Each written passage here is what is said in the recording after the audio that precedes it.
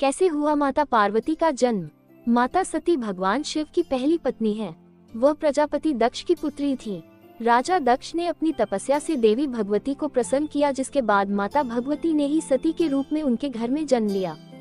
देवी भगवती का रूप होने के कारण सती दक्ष की सभी पुत्रियों में सबसे अलौकिक थी। वह बचपन से ही भगवान शिव की भक्ति में लीन रहती थी। सती ने भगवान शिव को अपने पति के रूप में पाने के लिए सच्चे मन से उनकी आराधना की थी। उन्हें इसका फल भी प्राप्त हुआ और उन्हें शिव पति के रूप में प्राप्त हुए। सती ने दी प्राणों की आहुति, लेकिन राजा दक्ष उन्हें अपनी बेटी के लिए एक योग्य वर नहीं मानते थे। पिता दक्ष के विरुद्ध जाकर माता सती ने भगवान शिव से विवाह किया।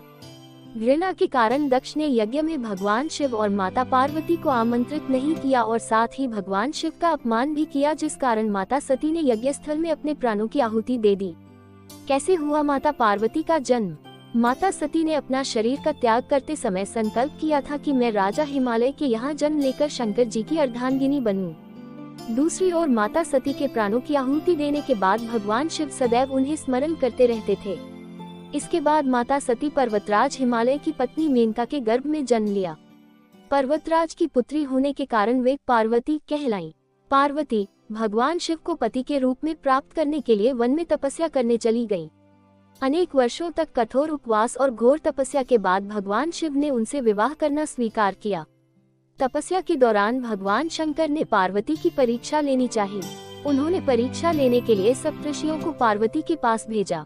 उन्होंने पार्वती के पास जाकर उसे यह समझाने का प्रयास किया कि शिव जी औघड़, अमंगल वेशधारी और जटाधारी हैं और वे तुम्हारे लिए उपयुक्त वर नहीं हैं। उनके साथ विवाह करके तुम कभी सुखी नहीं रह सकती। साथ ही माता पार्वती से ध्यान छोड़ने के लिए कहा, लेकिन पार्वती अपने विचारों पर दृढ़ रही। उनकी दृढ़ता को देखकर सप्तऋषि अत्यंत प्रसन्न हुए और उन्हें सफल मनोरथ होने का आशीर्वाद देकर शिव जी के पास लौट आए। पार्वती के दृढ़ निश्चय के कारण महादेव उन्हें पति के रूप में प्राप्त हुए।